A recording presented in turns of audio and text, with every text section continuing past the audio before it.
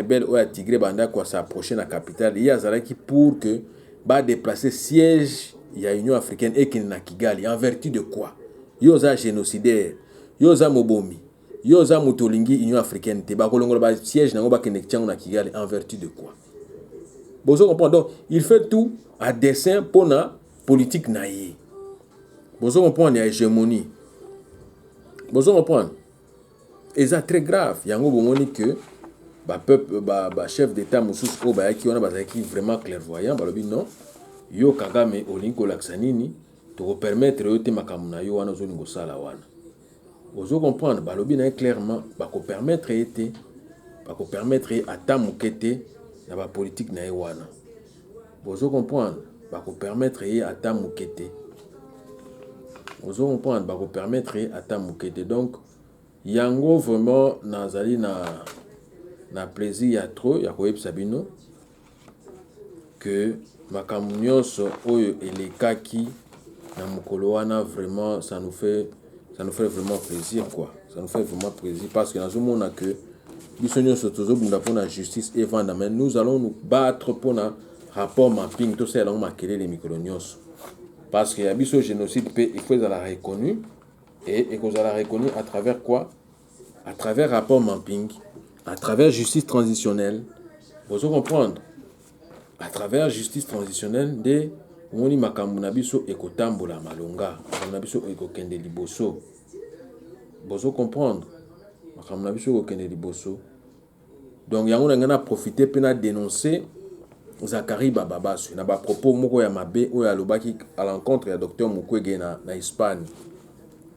O amekaki mwa muke ko y a politique, il y a une négation contre Dr Nabiso Moussala Zaïkosala. Mais heureusement, je crois qu'il avait annoncé, il a présenté des excuses. Mais nous prenons ça avec réserve. Parce que vous savez, le travail des titans que nous sommes en train, que le docteur Mukwege et que nous tous nous sommes en train de faire pour que justice et la justice élève une nation. Vous savez, la justice élève une nation. Aussi longtemps que justice et Malonga est vanité dans le Congo, et là, comment Malonga peut Salama exact. Parce que biso ba vision na biso ya Congo ponga na komela kibino beaucoup RDC centre de départ de la libération de l'Afrique entière et de l'humanité entière na ko baksa yango. Parce que centre de départ ya libération ya humanité entière il faut être exemplaire en tout et pour tout notamment la justice ya Malonga. Bozo comprendre na justice transitionnelle wana sok to vandisi yango na zo sabino na musala na musala o docteur Mukwege salaka ezali musala moko ya litomba. Vous comprenez? Na kotali sabino métier o ya médecin, na métier o ya juge ou ya magistrat ou ya avocat ezali lié. Ezo kende nzela moko parce que nyonso biso tout na ba métier na to prédara réparation soit faite pour na cohésion, pour na unité zonga na mboka ou na mokili oyo. Vous comprenez? S'il n'y a pas de justice dans ce monde, le monde n'existerait pas. Vous comprenez? Donc, il y a la corrélation entre les métiers, il y a médecin, il y a avocat, il y a magistrat, il y a juge. Ils sont liés. Ils ont une réparation, ils ont une indemnisation, ils ont une boyokani, ils ont kimia, ils ont place des ordres des araki. Donc, ils ont une donc, ma vision est ce que justice ya malonga evandi na mboka na biso tala siko ba métier o plus biso neti ngai soki botie ngai na koma président na mboka wana ou na koma gouverneur ba mbongo oyo nga na banda kobebisa mingi ezali na domaine ya justice na domaine ya médecine. Justice na médecine nde eza ba métier oyo ngai compte tenu na Congo na 20 ans occupation oyo compte tenu ya makambo ebele leki na mboka na biso ba viol ainsi de suite nde place mbongo na ngai ekobeba mingi yango wana justice na médecine parce que tokovandisa na musala munene o docteur Mukwege asali tokovandisa ba hôpital Panzi ya référence na ba province nyonso soit disant na toutes les 26 provinces mais o ngana zo benga 11 provinces tokotia ba hôpital de référence ya Panzi pona to sunga docteur Mukwege na musala ya kafuka parce que ça prix Nobel va pas s'en n'importe qui. Vous comprenez? prix Nobel bapesa yango na n'importe qui te, mais biso toko soutenir docteur Mukwege batia ba référence de ba hôpital de référence ya Panzi ya munene ba moyen financier à kafu pona tous à na 11 hôpitaux ya minene ya référence ya Panzi pour viol wana ezotalaka STT viol comment nango la République démocratique du Congo mobimba. Et puis va parler de justice nyonso. Vous comprendre ba tribunal de grande instance nyonso, il y a ba province nyonso to financer yango de fond en comble pour de façon que ba juge, ba magistrat, ba avocat, ba officier de justice ba la bien payé, bien rémunéré. Ba ça la musana ba ndenge sengeli. Vous comprendre la justice élève une nation na zo Sabino. La justice élève une nation. Il y a besoin de comprendre lobby tokomi ba leader, lobby tokomi ba président na bamboka wana ezali deux métiers oyo nga na ko betela yango. Donc tolo pomboko kende liboso. C'est-à-dire médecine na justice pour tokende liboso. Vous comprendre? Donc yango compte rendu nga na pesa bino na mokolo malelo, penatel sabino par rapport à l'actualité de l'heure. Pour bien bon insister qui n'a pas sa point de vue nangai concernant donc incendie PO et les cas na Matadi Kibala donc nako pe sa point de vue nangai concernant incident on a donc incident on a donc nako na le poto pe nako mélanger na français donc l'incident survenu à Matadi Kibala montre une fois de plus l'incapacité, vous comprendre, l'irresponsabilité des dirigeants et cadres de la SNEL concernant la prévention à temps des risques, des sinistres et des désastres du genre de Matadi Kibala. Bandeko ba boningo. Bomoni bato SNEL wan na bato régie des eaux baza bango moko baza lié bango nyos. Donc ceux qui ma ezate courant pesate ils sont liés. Où il y a défection tuyau ou bien conduite à courant ils sont défectueuse donc il faut baza la tenir pour compte. Vous comprenez, on a le que incident aux Araki, où est souverain, ils ont réellement incapacité, na irresponsabilité à dirigeants, à cadre national concernant où est bien prévention. Vous comprenez, il y a des risques, il y a des sinistres, ou bien il y a des désastres, il y a des gens à Matadi Kibala. Est-ce que la direction de la SNEL, une question à Zomituna, est-ce que la direction de la SNEL a-t-elle déjà fait l'inventaire des entretiens? Vous comprenez, l'inventaire des entretiens à apporter à tous les plateaux des pylônes électriques avec les lignes de distribution d'électricité à travers tout le pays. Uta botonga inga shaba, inga shaba wana. Ba poto wana nyoso. Est-ce que bosa ka inventaire nango? Est-ce que ba mission na bino kendaka batala, basa la expertise, ya état des lieux, ya ba poto wana ou bien ba conduite à ba courant wana? Je me pose des questions. Je ne pense pas. Est-ce que la SNEL garantit-elle la fourniture permanente d'électricité à tous ses abonnés éparpillés à travers tout le territoire national? Jamais, je ne crois pas. À Kinshasa, qui est siège à l'institution, qui est la capitale du pays, délestage pour ma coureuse à la kate. Ce que batouata basombi ba appareil électroménager na bango ba wana mais et que ça la pété comme on appelle baby si il peut que ça la parce que courant et que zongi courant le la bougie or que inga pour en arriver même là, Éthiopie, Kakamboka, Obisoto Seka Kilobi, mes très chers compatriotes, mes très chers internautes, vous qui me suivez, les lots basi kotonga barrage na bango, eux ils sont plus puissants. Et qu'on les quand même barrage à Inga. Vous comprendre, mais dispute entre bango zali kuna Égypte zali mai au fleuve ya Nil. Pour bango bazana plus besoin de mai et à qu'on renforce pour produire courant. Mais conduite nango canal nango ndenge sikoyo ba Égypte baso banga ke non mai na bango donc et kendaka kuna et aurait diminué quoi.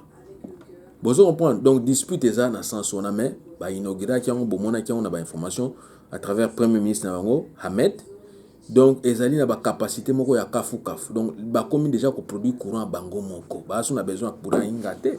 Mais bino na trois phases wana ole bo bongsa yango bo teka yango continent mobimba rien du tout, c'est vraiment regrettable. Donc yango ba question na zo komitun awa que des délestages à grande échelle, des coupures intempestives du courant et voilà ce qui explique au fait que l'occupation du pays est assurée aussi longtemps que l'on plonge Vous comprenez? Que l'on plonge toute la population locale dans l'obscurité totale. Parce que comment est-ce que la population locale peut être informée? Peut-elle être informée à temps ou formée à temps? Comment est-ce que le service public, hein, le service public peut-il être maintenu opérationnel et fonctionnel lorsqu'il n'y a pas d'électricité dans les centres sportifs, dans les écoles, dans les universités, dans les administrations, dans les centres sportifs, dans les hôpitaux, dans les dispensaires? Vous pouvez comprendre? Et la liste est longue, très chers amis. Il en va de soi avec la régie des eaux. L'eau, c'est la vie, dit-on. Mais notre peuple, malgré tous ces océans, ces mers, les fleuves congolais, les rivières que la RDC regorge, ne bénéficie pas d'une distribution saine d'eau potable de manière permanente. C'est pour vous dire que tout est étroitement lié, c'est-à-dire garantir à sa population le minimum vital de ses droits fondamentaux. Quand même, courant na mai. Ils biloko moko simple. Si vous avez privé bango bambongo, bino moko bozo détourner ba montant moko ya ba 470 millions, ba millions na ba millions. Bon voilà quand même, bon garantie population ta moi mai ya malunga, moi courant ya malunga. Vous comprenez? Nous en tant que leaders d'opinion, bozo monanga en tant que leaders d'opinion, nous devons à chaque fois et à chaque occasion tenir les gouvernants et les dirigeants de nos États respectifs responsables et proactifs à trouver des solutions définitives et pérennes à leur survie, car leur développement, leur émergence, leur croissance en dépendent énormément. Vous comprenez? Courant na mai, il faut toujours une solution. Pour bozo promettre, bozo réaliser en côté. Otokotongela ba soda na ba police na biso bandako, mais wapi yango. Et kendaka bo pe ba lobela un peu souté. Des promesses non tenues, très chers amis, très chers internautes. Vous comprenez? Donc, on les a dit entre parenthèses par rapport à l'actualité. Il y a un incident où les cas qui peuvent dans télé. Vous avez sa point de vue concernant le passeport. Vous avez un artiste, un musicien. Vous avez un moni. Na moni ba pesi le qui na biso maître Gims na Dadju passeport diplomatique en tant qu'ambassadeur à culture na biso. Ba aussi peut couper sa Kofi Olomide le même passeport à titre que Hazard ambassadeur à Rumba ainsi de suite. Mais concernant nomination à Bango en tant qu'ambassadeur de la Rumba congolaise et roi d'origine, c'est une bonne chose. Vous comprenez? Ah, tout ça clair et net. Nazar Moutoumoro parti prêté, mais c'est une bonne chose. C'est une bonne nouvelle d'abord parce qu'il le mérite. Vous comprenez? Pétion a travaillé très fort dans l'oreille musicale, dans l'environnement na Bango Moussous. Il y a différents artistes Moussous ou Yambo Canabiso. Ou que droit d'auteur na Bango za respecté, ils ont garanti. Vous voyez les photos de Yango. Donc, parce qu'il les mérite et favorise, ils ont favorisé leur intégration à leur pays d'origine par rapport à la plaidoirie de l'irrévocabilité de la nationalité congolaise et roi d'origine, même si leur résidence est à l'étranger. Vous comprenez? Ils allaient favoriser la cohésion. Parce que Maïle na bango wana, il y a des musique qui trop, na oreille musicale, bakokipe ko yiba bango lobby. Na ba pays d'accueil, oyo bazo ba nationalité na bango pour basser la bango. Mais biso tolingi bango, basser la pe mboka na biso, bazala ba ambassadeur na biso. Ah ouais, une fois ba na mboka, tala ba projet qui tok oyo yaza nango. Vous comprenez? Azala ba projet ya ko sa ba studio ya kafu kafu. Na mboka, azala ba projet ya ko sa ba salle de spectacle ya kafu kafu. Mais il faut que soutenir bango, to ko soutenir bango ndenge nini. Eza lokola passeport oyo bo pesi ezaneti. Ezaleti eloko moko eza ko retenir ye. Vous comprenez? Pour atepa na lobela makambo ya koyenga yenga. Tozo koyenga yenga oyo parce que pourquoi? Parce que l'État congolais ils ont garanti biso ba facilité on a té. Ya biso ya koyaka facilement. Mais une fois bokomi ko pesa neti ba passeport boy. Na bana na biso o ba botami o ba la fierté na biso libanda. C'est une très bonne chose. Tozo on kana cadre mabete. Tozo on kana ndenge ya mabete parce que il y a des mauvaises langues qui viennent aussi qui disent que non Tony te ba expliquer mais ngape na ko bakisa na cadre que ba titre wana ba pesi bango ezalate que pouvoir d'occupation et profiter nango. Vous comprenez pour ba comme ça biso un obstacle permanent na biso ba tovani libanda ya mboka oh tozana bango ah tozolanda carrière na bango biso toni carrière na bango ezala ya mulai carrière na bango ezala ya mulai pe ba continuer na ba succès na bango. Vous comprenez ba continuer na ba succès na bango mais pouvoir d'occupation ne ba utiliser bango te contre biso ba résistant ba combattant Ozo comprendre ba résistant ba combattant auto bundelaka mboka, auto zolinga changement ya malonga, libération d'abord ya mboka wana. Non. Biso tous ko soutenir bango ndenge to soutenir bango bango baebi. Bango moko baebi. Ozo comprendre. Ne voyons pas les choses du mauvais côté de l'histoire irréversible de notre pays. Par là, je veux dire ceci en lingala. Bana oyo tozali kobota libanda ya mboka bazali na droit na bango ya ko recouvrer nationalité d'origine ya ba parents na bango. Bazali pe na droit ya ko participer na masolo ya mboka na ba domaine nyonso pe esengeli na biso to combattre eloko to bengi koyenga yenga. Koyenga yenga ya ba mboka bipai binso ya mokili pamba te bazali na mabele ya bakoko na bango oyo esengeli bayaka kotongaka pe kobalolaka. Pozo comprendre? Pozo comprendre?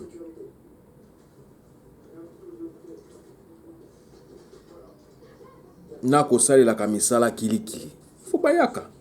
C'est urgent et impératif pour combattre l'occupation étrangère. To combattre l'occupation étrangère ndenge nini? To combattre à travers babiloko oyo. Vous comprendre, si on arrive à identifier tous nos enfants qui sont nés à l'extérieur du pays, qui doivent combien de millions de côtes, ceux qui n'ont pas parents wana, bana na bango ba recouvrer nationalité d'origine, combien de millions de côtes na ambassade na ba consulat na biso na éparpillés à travers le monde, combien? Et que totielo amoko tolobi que non, ba o bazana deuxième nationalité ou troisième ou pluralité de nationalité dès que bazo ngana mboka na bango une fois ka ba exhiber passeport d'origine na bango bobi combien de millions de côtes pour nous faciliter ces transactions là. Mais ezati ke ba idée auto zo pesa bino aboyi bayango bino ba pouvoir d'occupation na bozo ba millions à notre place biso to soki to libérer mboka, c'est ce que nous allons faire. Mais nos idées ne prenez pas ça parce que eyaki peka na mamba baram oyo. Vous volez la population à travers les rames, mais sikoyo bomoni ke boyibi ya trop, allez siko boni bozonga na raison, mais restituez l'argent du peuple. Le peuple ne vous demande pas beaucoup. Une fois vous garantir courant maï, vous garantir transport, habitat à malonga, musala à malonga. Je crois ba moyen donc ba condition de vie moko vital, ba minimum vital n'est na koloba. Mais la population, qu'est-ce qu'elle va faire? Est-ce qu'elle a besoin des élections? Non. La population n'a pas besoin d'élections. Donc de ce côté-là, ce n'est pas ils en ont ma bête, mais ba petit na biso ba sala musala, ba continuer ça musala on est ba sala mais marambo ya politique ya mboka na biso est un peu très complexe et très compliqué. Donc ba mener bango na ba voix moko boyete que ba utiliser bango contre biso, non, ça nous n'en voulons pas. Ba ebi bien ba limite na bango, ya ambassadeur, il faut ba sala ba promouvoir culture na biso, ba projet au bazan nango et simba et kende liboso, succès na on peut continuer. Mais qu'il n'y ait pas de conflit entre nous les combattants, les résistants, les diasporas qui voulons réellement un changement dans notre pays d'origine. Donc vous voyez. Donc ça c'était moi ba idée ou bien moi ba compte rendu fana pe sabino na mokolo malero donc makambo ezalaki tellement ébélé na makambo ya soi-disant maponami na bino na biso tozotala na musika. D'abord passer pour organiser. Il faut d'abord qu'on arrive à nous désolidariser de l'occupation étrangère. Ceux qui te bengani de fond en comble occupant, na système à occupation, na ba poche à ba résistance à l'occupation, nous sommes te bengani de fond en comble. Je vous dirais que nous pouvons organiser des élections comme bon nous semble. Comme bon nous semble. Mais les infrastructures doivent suivre. Les moyens aussi doivent suivre. Vous comprenez?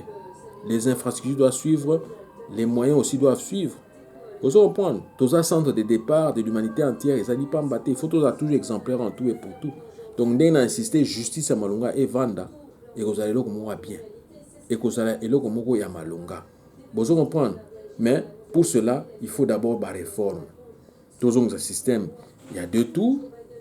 Vous comprenez? Tout activer la société civile, comme actrice dans le scrutin. En lieu et place, il y a des députés fantoches parce qu'ici, il y a fraude électorale. Vous comprenez? Ici, il y a fraude électorale. Parce que Bango va préparer le scénario en 2023. compte tenu à Covid, compte tenu à la crise de maman bébé, biso peuple to voter à la bino pe ba imboka besoin mboka ba koloba que non, il faut pas passer, c'est constitutionnel ils viendront avec des arguments pour vous dire que non, nous devons passer au suffrage indirect. Suffrage indirect, c'est-à-dire que ce n'est pas vous la population qui allez voter, mais c'est eux les députés fantoches qui vont pouvoir voter. Vous comprenez? Donc yango biso en lieu de place toujours activer la société civile ba comme active. Hein, dans le scrutin aux Alikoya, en lieu et place, il y a des députés fantoches au bazar ici à fraude électorale et à exercice à 2006, 2011, 2018.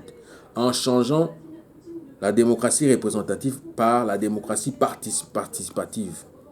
Cette fois-ci. Vous comprenez? Il faut recensement à la population, il faut révision à fichier électoral, il faut révision à la loi électorale en question, en imposant coûte que coûte l'incorporation du corps électoral de la diaspora congolaise éparpillée à travers le monde entier, à travers le projet pilote d'essayage que je vous avais dit, de voir dans les grandes agglomérations ou dans les grandes villes, où nous retrouvons une marée humaine des ressortissants congolais de d'origine comme en Afrique du Sud, en Angola, au Gabon, Côte d'Ivoire, Congo-Brazzaville, vous voyez, Congo-Brazzaville et quoi d'autre encore. Donc, total la France, la Belgique, Bamboka, Oyo, place tout ça vraiment ébélé. Vous comprenez? Place vraiment tout ça ébélé, tout ça éparpillé à travers le monde entier. Dès qu'on a des places, tu peux insister mingi, tu organiser ma économie. Donc, dans Maroc, tu peux na Maroc, tu peux na Nigeria, tu peux na Tunisie, Chine, Canada, États-Unis, tu peux na Angleterre, tu peux na France, Belgique, na Lobakiango, tu peux na Argentine, tu peux na Brésil. Et donc là où nous avons notre diplomatie opérationnelle et fonctionnelle. Vous voyez? C'est ça. Donc, évaluation à état de siège. Donc, c'est un fiasco total. Donc, il faut arrêter ça. Il faut arrêter ça immédiatement parce qu'à long terme, ça devient très dangereux. Les militaires infiltrés risquent de préparer un coup d'État et asseoir un autre état de fait, juridictionnellement parlant. Donc, les amants mouké ba information na ngana pesa bino feedback par rapport à la marche na manifestation sociale qui awa na ba actualité de l'heure. Donc na mikolo yande to ko détailler bino ba activité mususu zali ko ya notamment ba exposition parce que ndenge famille royale bazo kita ngana insista ki lokola bazo kita ba kende na ba reste ya Patrice Emery Lumumba notamment Linouana o bango balobaki eza ye. Il a fallu activités culturelles et s'organiser concomitamment, c'est-à-dire que et ça dans la grande ville, dans la place ba université na ezali na kombo na e. Vous comprendre et que ça a impact et vous en impact à kosakanate. Donc moi au ezali koya que ça va moi vraiment très décisif par rapport à ba masolo ya mboka na ndenge pe masolo ya mboka ezali kokende. Donc on va vous tenir toujours en haleine, on va toujours vous tenir informé de nos activités. Donc, dans les jours qui viennent, vous serez vraiment servi et vous aurez d'autres informations concernant le projet ou bien le programme ou tout ça, en gros, concernant notre pays d'origine. Ingeta.